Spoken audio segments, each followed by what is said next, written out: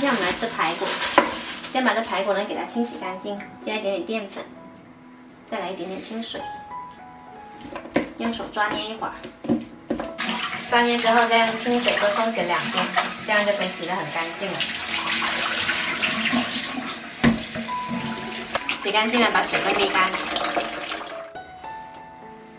排骨沥干水了，我们来腌个味，加入盐、蒜蓉、少许白糖，一点点生抽，再来一勺淀粉，然后给它抓匀，腌制30分钟。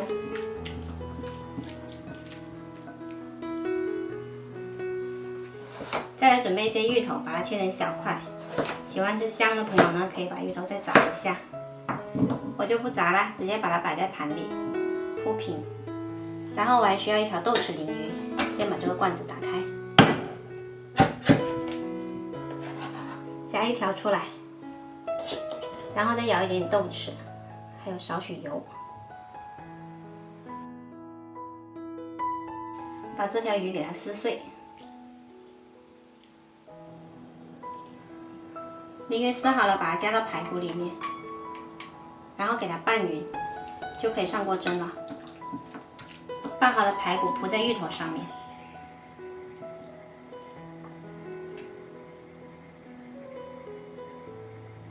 水开了，上锅大火蒸30分钟。好啦，我们这道香喷喷的豆豉鲮鱼蒸排骨就做好啦。